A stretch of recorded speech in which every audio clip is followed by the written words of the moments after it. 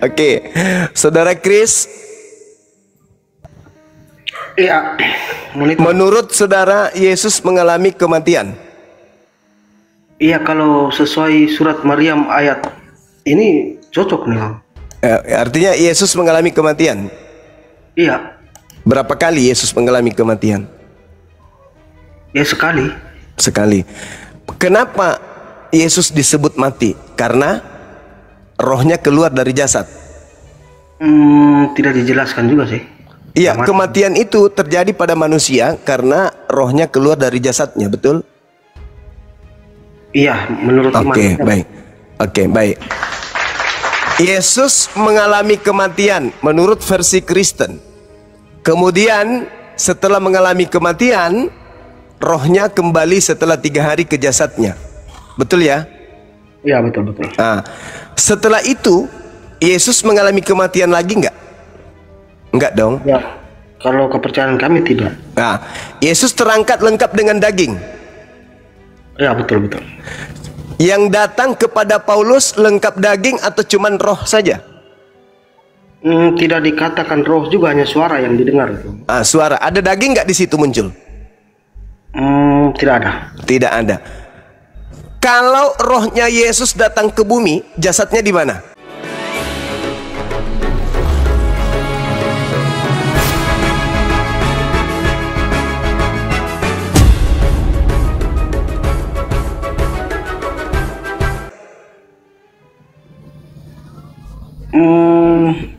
Ya, kalau sudah sampai di surga kita tidak tahu lagi bagaimana, teman. Jasadnya di surga kan? Betul? Ya, bisa jadi. Terus turun rohnya. Berarti rohnya Yesus meninggalkan jasad Yesus lagi. Terjadi nggak kematian lagi? Kalau menurut kepercayaan kami dia tidak harus turun, Bang. Dia tinggal bersuara saja dari atas. Yesus. Ya kan, kalau saya buat perbandingan, ketika Musa mendengar suara Allah dari balik pohon, kan tidak perlu Allah turun ke balik pohon kan? Cukup bersuara saja dari tempat. Itu Tuhan, itu Allah. Itu Allah itu Bapa dalam konsep kitab saudara. Ini kita berbicara skala kemanusiaan Yesus. Kan terangkat, manusianya juga terangkat. Ketika roh turun ke bumi, jaraknya itu berapa mil? Ketika rohnya Yesus turun ke bumi, bertemu dengan Paulus, berarti di atas itu tinggal jasad. Ketika jasadnya Yesus ditinggalkan ke bumi oleh si roh, berarti mayat lagi di atas. Iya, kalau menurut saya tidak perlu harus turun, Bang. Dia tinggal dengan kuasa. Dia bisa melakukan itu. Tidak ada kuasa. Kuasa gimana ceritanya, Long? Dia dengan jasadnya. Ketika jasadnya ditinggalkan turun ke bumi, maka Yesus mengalami kematian kedua.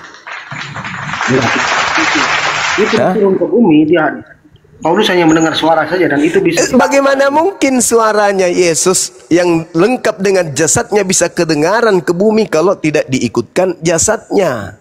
Bagaimana mungkin? Ya, bisa saja atas kuasa Allah, bisa jadi. Berarti atas kuasa Allah lagi. Yesus tinggal pensiun. Maka konsep itu tertolak demi akal dan demi dalil. Di dalam Kisah Para Rasul 1 nomor 11 dikatakan oleh malaikat bahwa Yesus yang kau lihat terangkat dari bumi ke langit akan datang kedua kalinya sama seperti engkau ketika melihatnya naik ke langit. Sekarang coba Anda buka di dalam Ibrani 10 nomor 12. Apa yang dikatakan kitab saudara itu? Kalau kita melihat, dikatakan begini. Tetapi dia Yesus setelah mempersembahkan hanya sekali korban saja karena dosa, Yesus duduk untuk selama-lamanya di sebelah kanan Elohim. Duduk selama-lamanya. Berarti yang datang ke Paulus siapa? Tidak datang, dia hanya bersuara dari langit, dari surga. Berarti Yesus bersuara dari langit. Ya, bisa jadi. Ada nggak nubuatan Yesus kalau dia akan datang dengan pola seperti itu? Persoalannya dia tidak datang, Bang. Berarti itu bukan Yesus. Enggak, dia bisa bersuara dari mana coba? Saya minta nubuatannya mana? Nubuat, apakah itu harus ada nubuatannya dulu? Harus, karena dia menubuatkan tentang kedatangannya dan tata cara kedatangannya serta tanda-tanda kedatangannya. Dia dan malaikat telah membocorkan itu. 1 Kisah Para Rasul 1:11. Ketika Yesus datang menurut malaikat dia lengkap dengan jasad. 2 Yesus sendiri mengatakan tanda-tanda kedatanganku adalah langit tidak bercahaya alias gelap, bulan tak bercahaya alias tidak bersinar. Kemudian bintang-bintang berjatuhan. Apalagi? Kuasa-kuasa langit bergemuruh atau berguncang. Aku akan nampak di tengah-tengah langit. Seluruh manusia akan meratap dan seluruh manusia akan melihat aku di awan. Seluruh manusia. Itulah tanda kedatanganku. Kata Yesus, kalau ada orang yang mengaku bertemu dengan aku tapi tidak ada tanda-tanda itu, jangan kamu percaya. Matius 24 nomor 23 sampai nomor 27. Camkanlah, aku telah mengatakannya terlebih dahulu. Jika ada orang berkata bertemu dengan Kristus atau Mesias di padang gurun, bertemu dengan Yesus dalam bilik, jangan kamu percaya. Sebab kedatanganku nanti sama seperti kilat yang menyambar dari timur sampai ke barat, disertai dengan tanda-tanda. Matahari menjadi gelap, bulan tak bercahaya, bintang-bintang berjatuhan dari langit ke bumi. Kemudian kuasa-kuasa langit berguncang. Aku akan nampak di tengah langit, seluruh manusia akan menatap aku, melihat aku, dan seluruh manusia akan meratap. Apakah itu sudah terjadi? Belum terjadi.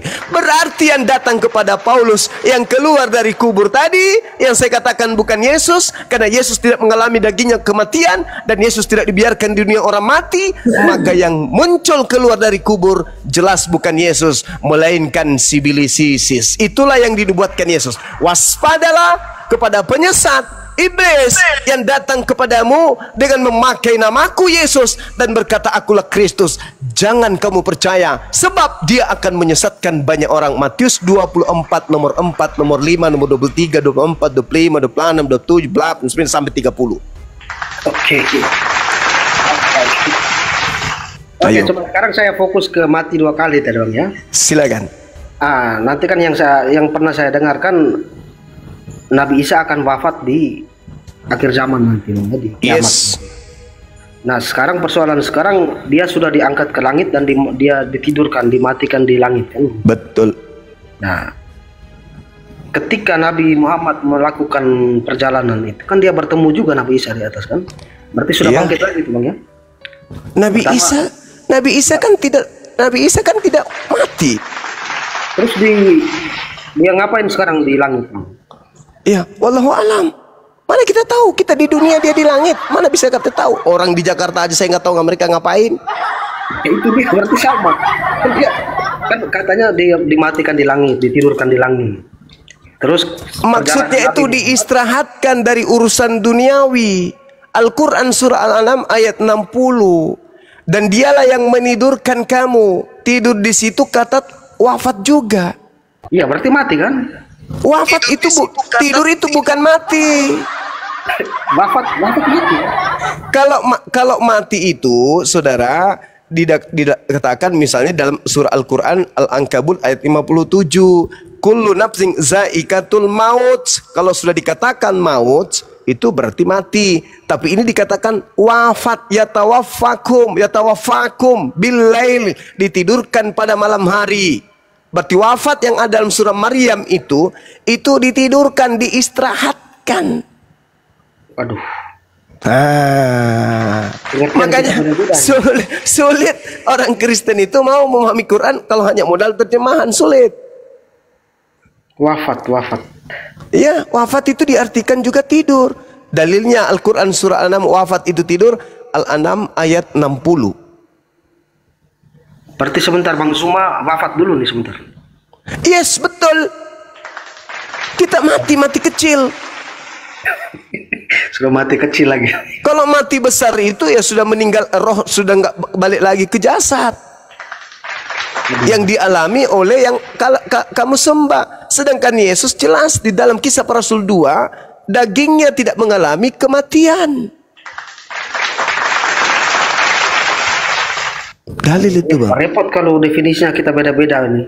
Berarti Iya, semua makanya dudukkan perkara itu pakai dalil, perkaranya pakai dalil, pakai akal. Makanya nasihat Nabi kami mengatakan jangan kau menolak Bible, jangan kau tolak, tapi jangan juga kau terima. Apa hikmahnya? Oh, ternyata di dalam Bible itu ada ilmu, tapi kedudukannya bukan firman Tuhan. Makanya jangan terima, jangan kau tolak.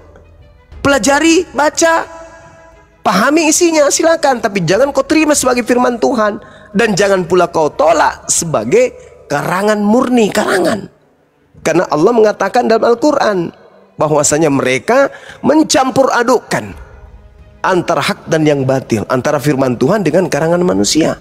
Ya ahlal kitab, lima talbisunal haqqa bil batil wa taktumul haqqa wa antum ta'lamun. Engkau tahu itu bukan firman Tuhan, engkau gabungkan dengan firman Tuhan. Mengapa? Itu kata Allah. Padahal kau tahu kebenaran itu. Nah, inilah kenapa disebut orang Yahudi itu bangsa tegar tengkuk. Gitu, tapi tidak semua, tapi kebanyakan dari mereka. Begitu saudara, mungkin teman-teman kita yang muslim masih ada yang monitor, silakan dilanjutkan materi ini. Bang Handi mungkin ada yang mau dipertanyakan, atau ada iklan dari Bang Kaisar atau dari Bang Ali. Silakan Bang Rizal. Hoi! Assalamualaikum warahmatullahi wabarakatuh. Assalamualaikum warahmatullahi wabarakatuh. Ya.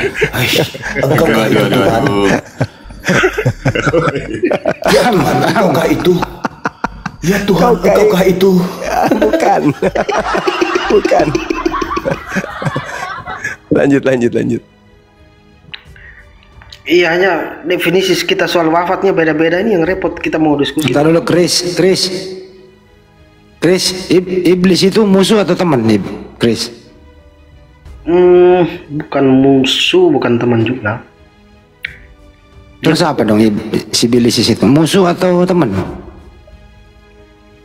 Bukan musuh, bukan teman, dia penggoda. Dia apa? Penggoda.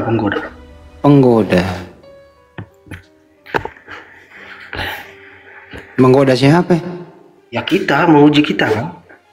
Untuk berbuat apa? Jahat pastinya. Ya. Jadi iblis menggoda berbuat jahat. Artinya musuh atau teman itu? Saya tidak bisa katakan musuh juga. Baik atau tidak itu? Tidak baik pastinya. Tidak baik. Jadi iblis ini kerjanya tidak baik, betul? Ya, menggoda untuk berbuat jahat. Artinya iblis menggoda tentara Romawi membunuh siapa? Yesus. Artinya Yesus mati di tiang salib itu akibat digoda oleh si iblis pelakunya, betul? Si iblis. Ya, betul. Tugasnya seperti itu kan dari zamannya Adam itu. Memang dia ciptakan untuk itu. Artinya si iblis berhasil mempengaruhi manusia melakukan kejahatan, betul? Betul. Siapa yang mempergunakan atau siapa yang memanfaatkan atas perbuatan si iblis ini? Memanfaatkan apa nih? Atas kematian orang yang di tiang salib itu. Yang kita tahu itu dia sudah bangkit, Bang, bukan dia mati terus. Iya, nanti bangkit kan. Kalau tidak ada si iblis yang menggoda manusia membunuh kan artinya tidak ada Kristen, betul? Tetap ada pengikut Kristus, tetap ada. Walaupun dia tidak mati. Oh, jadi Yesus itu nggak perlu mati, tetap ada Kristen. Ya, pengikutnya tetap harus ada.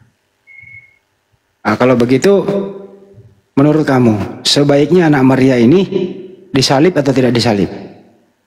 Sebaiknya sih tidak. Sebaiknya tidak. Artinya yang disalib bukan anak Maria, toh? Betul? Ya tetap anak Maria lah. Tetap anak Maria yang disalib. Abang tanya seperti itu, kalau menurut saya sebaiknya tidak. Sebaiknya tidak. Semuanya kan sudah terjadi.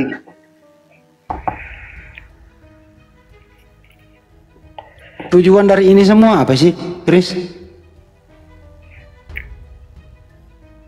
Tujuan Yesus disalib. Mm-mm.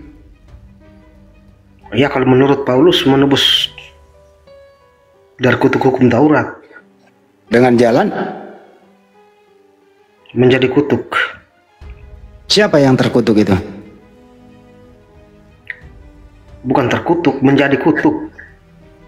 Menjadi kutuk. Contoh nih, kamu menjadi kaya, kamu kaya nggak? Ya kaya. Ya. Kalau ada orang menjadi kutuk, dia terkutuk nggak?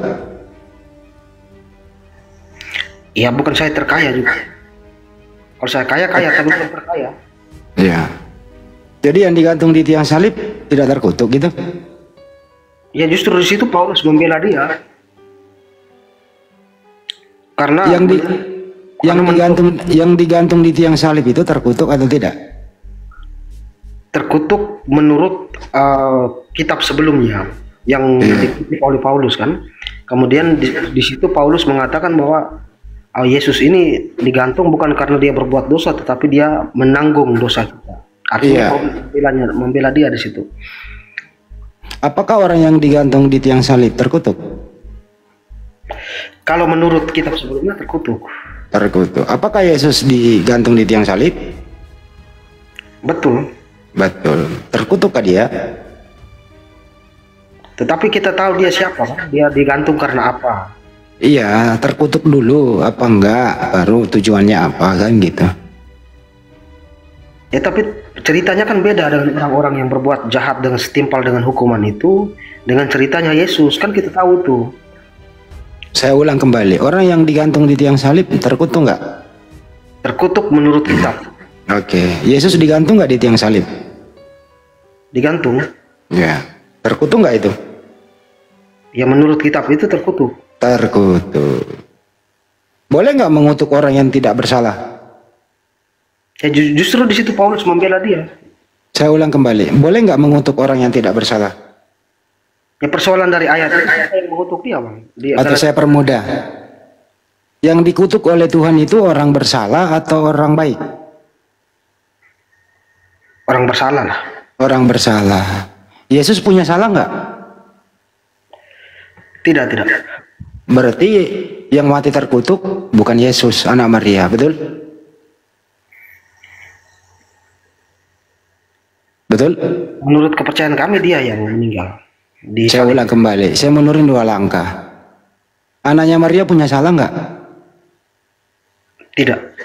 Boleh nggak mengutuk anak Maria yang tidak punya salah? Ya persoalan siapa yang mengutuk dia? Saya ulang kembali nih. Slow Tin. Lu tetap jadi orang Kristen, cuman saya pengen kamu jujur deh. Kamu itu adik saya, adikku loh yang paling aku sayangi kau ini malam, bener dah. Kita kembali berakal dikit. Anaknya Bunda Maria itu mulia, suci, tanpa dosa, tidak punya salah, betul? Sepakat. Sesuai perintah Tuhan, boleh nggak mengutuk orang yang seperti itu? Tidak boleh. Tidak boleh.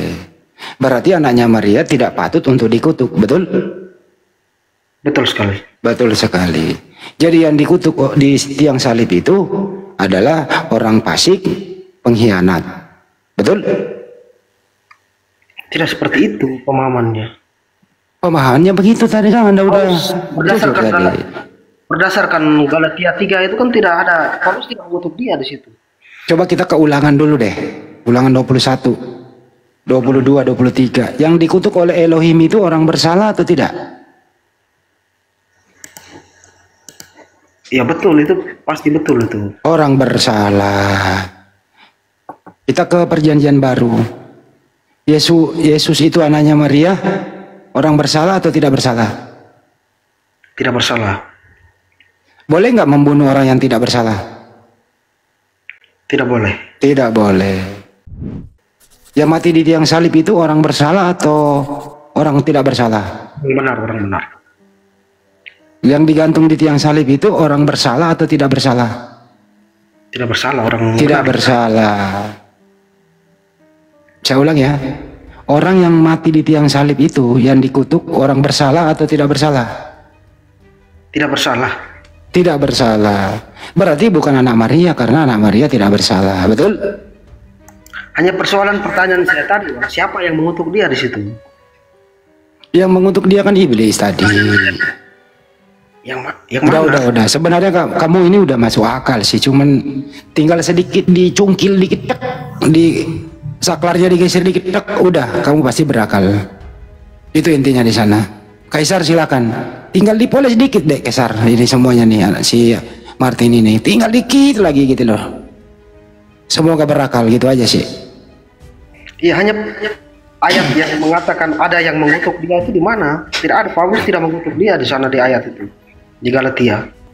Iya kan dikatakan di situ manusia terkutuk di tiang salib kan. Iya, itu kan dia mengutip dari, kan faktanya Dari bahwa mana? dia tahu Yesus ini sudah disalibkan. Nah, jadi Berarti dia orang fasik dong kan? enggak, berdasarkan Yang harus kebiasaan. mati digantung di kayu salib itu kan orang fasik. Enggak begitu pengertiannya, Bang. Jadi kebiasaan Paulus ini kan tahu Iya, bahwa kebiasaan. Yesus ini sudah disalib. Jadi berdasarkan ajaran di kitab sebelumnya bahwa orang yang digantung itu dikatakan terkutuk. Faktanya Paulus tahu ya ini sudah disalibkan. Faktanya kan dia digantung sebagai manusia terkutuk di tiang salib.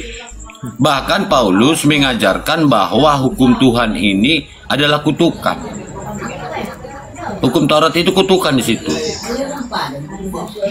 Artinya Paulus mengajarkan untuk menolak hukum Tuhan sebagai hukum Taurat itu sebagai kutuk kepada manusia. Gini loh. Adakah? Ini loh, Tin, izin ya. Anak Maria itu, Tin, nih saya kasih pilihan dua ya.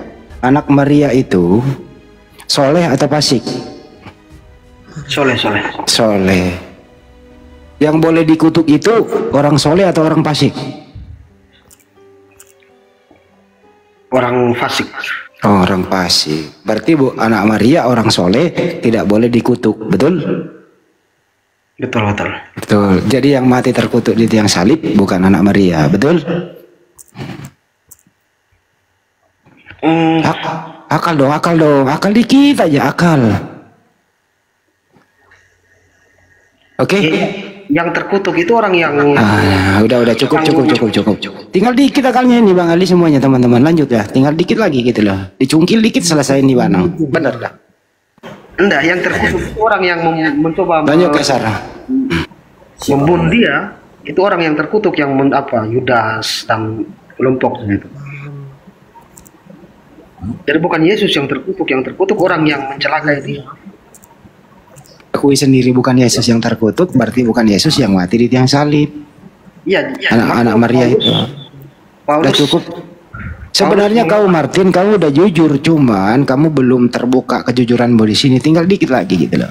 Jujur aja, berakal dikit. Tetap kau jadi orang Kristen kok nggak apa-apa. Yang penting kau jujur gitu loh. Yes. Gitu loh, bro. Kita sepakat nggak kita memuliakan anaknya Maria bareng-bareng di sini ya? Kita bareng-bareng di ruangan ini nih, di room ini nih. Kita memuliakan anaknya Bunda Maria. Sepakat? Sepakat. Martin, sepakat? ya sepakat. Sepakat. Nah, iyalah. Kita bareng-bareng di sini sepakat tidak mengutuk anaknya Bunda Maria. Sepakat? Sepakat. Sepakat? Sepakat. Martin, sepakat? Sepakat. Sepakat. Kita sepakat di sini bareng-bareng bahwa yang terkutuk adalah orang fasik. Sepakat? Sepakat. Artinya kita sepakat di sini yang mati terkutuk di tiang salib bukan anaknya Maria. Sepakat? Martin. Sepakat. Sepakat saya. Sepakat. Terima kasih. Lanjut. Martin, kira-kira sepakat nggak? Oh, yang Yang terakhir dikutuk tidak. Kalau yang Oh, aduh, lagi katanya. Aduh. Begini saja Bang, begini. Yang lain sepakat, baru ini ya nggak sepakat lagi. Nah, Gini, iya. Gimana? Terus, lanjut. anggap saja Paulus belum mulai menuliskan kitabnya, atau anggap saja belum mendengar suara di padang gurun lah. Anggap saja Paulus belum mengalami peristiwa itu. Sekarang persoalannya, berdasarkan kitab Yesaya itu, Yesus ini dikatakan terkutuk atau tidak berdasarkan Yesaya itu. Sebelum Paulus menulis ini, kita pakai patokan di Gini. kitab. Saya bandingkan ajaran Paulus dengan Yesus. Ajaran Yesus itu Tuhan Elohim itu mengasihi Yesus. Sepakat? Sepakat. Sepakat. Ajaran Paulus itu tertulis ada orang yang mati terkutuk di tiang salib. Sepakat? Sepakat. Ya, yang mana yang bagus? Elohim menyayangi, Elohim memberkati Yesus, atau Paulus mengutuk Yesus? Yang mana yang Anda pegang? Opsi keduanya, Paulus tidak mengutuk Yesus. Galatia 3:13 apa yang nulis? Dia di situ kan Paulus mengatakan dia menjadi kutuk karena kita kan. Iya, berarti kau percaya toh ajaran Paulus? Nah persoalannya Paulus yang Paulus tahu itu kan dia sudah digantung. Saya ulang kembali, mundur 2 langkah. Ajaran Yesus, Elohim itu menyayangi Yesus, betul? Betul. Ya. Yesus berkata, Yesus dikaruniai, dia mengaruniakan anaknya yang tunggal, betul? Betul. Itu ajaran Yesus, betul? Betul. Elohim mengaruniakan menyayangi Yesus. Boleh nggak anak Elohim yang disayangi Elohim ini dikutuk di tiang salib? Boleh atau tidak?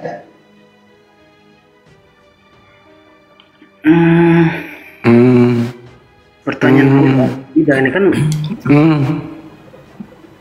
iblis tetap harus ada. Aduh.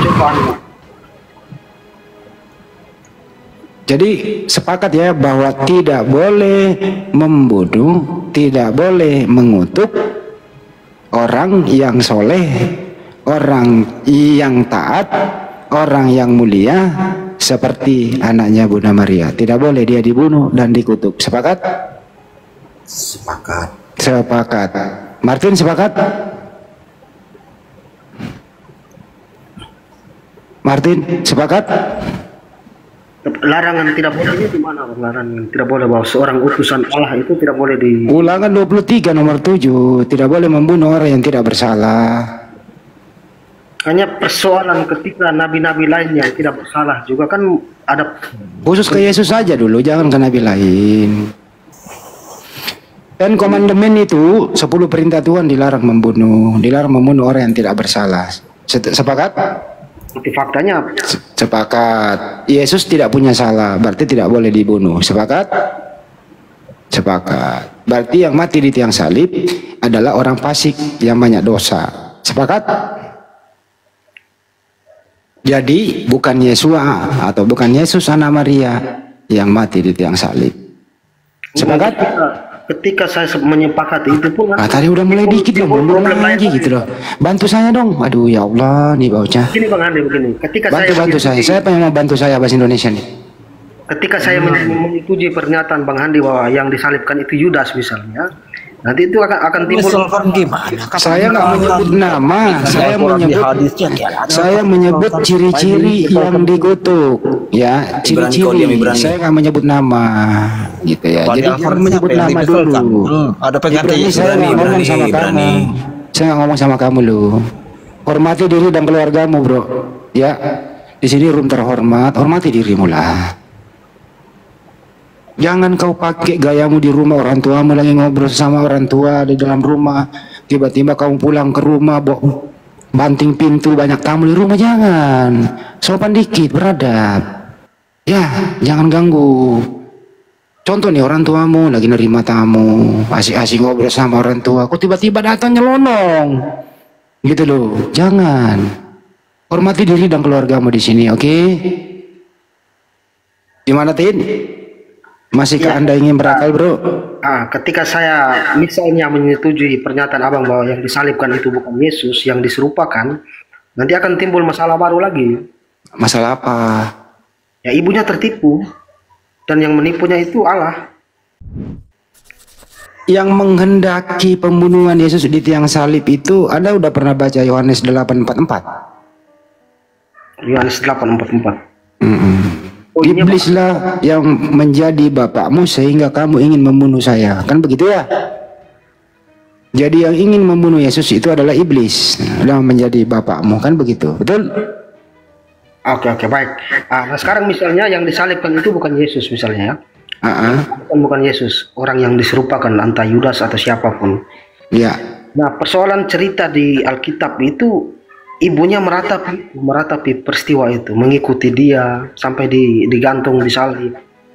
Artinya bahwa di situ ibunya tertipu. Enggak seperti itu kisahnya. Ibunya itu udah tahu bahwa anaknya ini memang tidak diterima di tempatnya. Bahkan memang ibunya tahu bahwa anaknya mau dibunuh. Karena bukan Mesias yang ditunggu-tunggu, ada tentara Romawi yang berkuasa. Ibunya tahu. Makanya Yesua Amasya itu berdoa semalaman. Bahkan malaikat memberi kekuatan berdoa agar doanya diterima. Ibrani 5:7, karena kesolehannya dia diselamatkan dari maut, doanya didengarkan.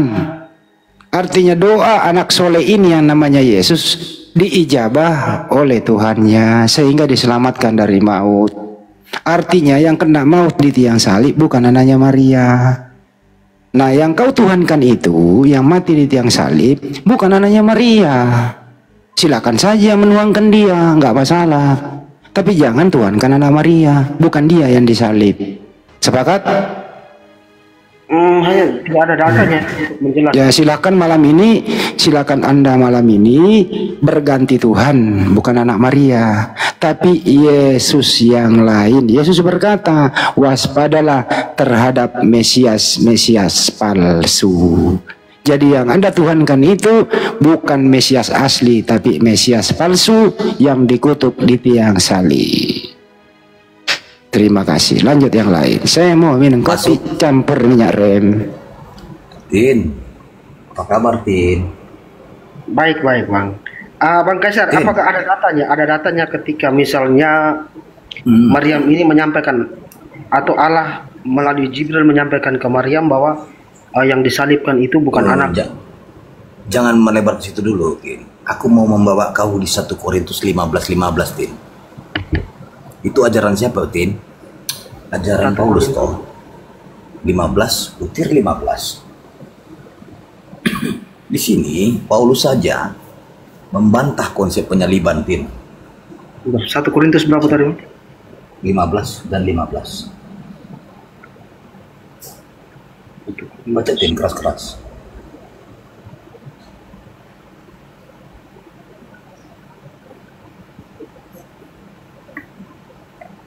Apa di situ ditulis, Tin? Lebih daripada itu kami ternyata berdusta terhadap Allah. Karena tentang dia kami katakan bahwa ia telah membangkitkan Kristus. Padahal ia tidak membangkitkannya. Kalau andaikan kata benar bahwa orang mati tidak dibangkitkan. Di sini pemahamanmu bagaimana itu membacanya itu, Tin? Sebentar.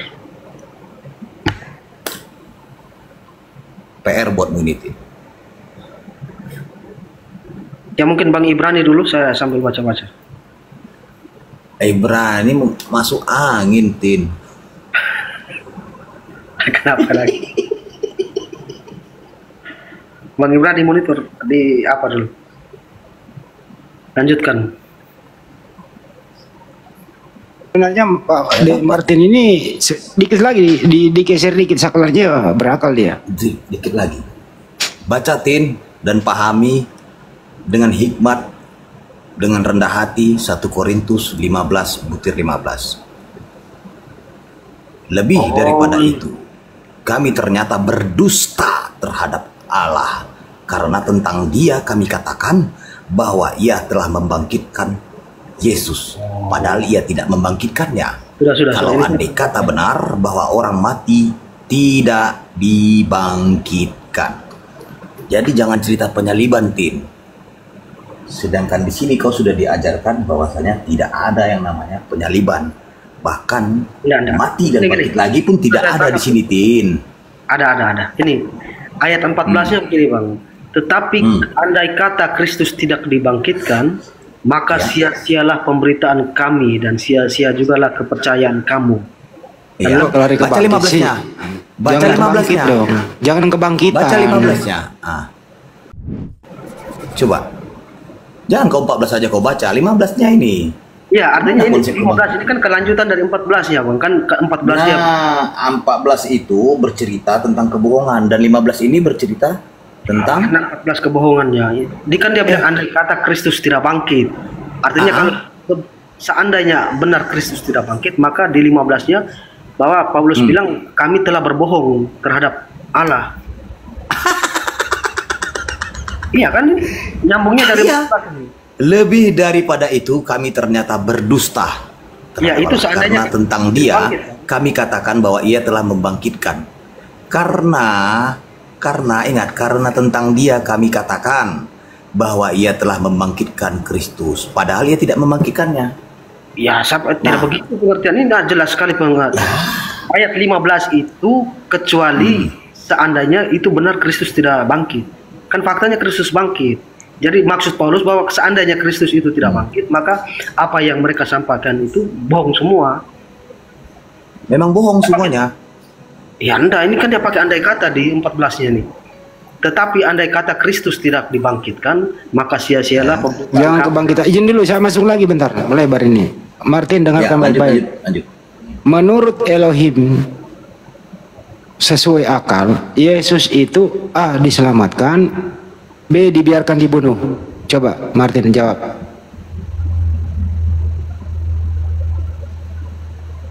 Saya ulang ya, Tin. Menurut Elohim, ya, anak Maria namanya Yesus ini A. diselamatkan, B. dibiarkan dibunuh terkutuk. Tidak ada penjelasan kan ya. Kalau menurut ajaran dia secara umum, ajaran Allah secara Tuhan secara umum, itu tidak boleh ada pembunuhan dan itu ajaran yang bagus. Artinya menurut Elohim, orang yang tidak salah seperti Yesus itu diselamatkan, betul? Betul? Semua bangsa harusnya. Semua ya termasuk Yesus, betul? Ya, tapi faktanya betul. Oke. Ya. Lanjut nomor 2. Pengikut Yesus itu adalah A. mengutuk Yesus, B. memuliakan Yesus. Yang mana yang benar? Memuliakan lah, Sar. Memuliakan. Baik. Penyaliban itu memuliakan Yesus atau mengutuk Yesus? Yang menyalibkan dia yang mengutuk, yang kami. Diulang kembali ya, diulang kembali nih. Ada orang disalib, gitu ya. Itu dikutuk atau dimuliakan? Yang menyalibkannya yang dikutuk. Enggak, yang dikutuk ini, yang disalib ini dimuliakan atau dikutuk? Ya dikutuk oleh orang dikutuk. Berarti orang mulia tidak boleh dikutuk. Yesus orang mulia tidak boleh dikutuk. Sepakat? Sepakat. Terakhir. Larangan itu memang ada, Bang. Sudah cukup. Lambang salib itu atau salib itu lambang kutuk atau lambang berkat? Lambang keselamatan. Lambang apa? Keselamatan. Salib itu tempatnya orang digantung dikutuk. Pertanyaannya adalah, salib itu lambang kutuk atau lambang berkat? Ya lambang keselamatan kan. Orang yang dihukum di atas. Mana ada selamat orang yang dikutuk, matilah itu. Yang disalib pasti mati kok selamat. Diulang ya. Salib itu lambang kutuk atau lambang berkat? Lambang berkat, dia menanggung dosa-dosanya Gimana ceritanya salib itu lambang kutuk? Atuh, kan orang dikutuk di salib, gimana sih? Ya artinya ketika dia dihukum di salib itu kan dia membayar semua dosa-dosanya kan. Nah, itu ajaran setan itu. Ini ajaran akal manusia. Saya tanya kepada Anda. Salib itu, nih dengerin ya. Salib itu tempatnya orang mati dikutuk atau tempatnya orang dimuliakan?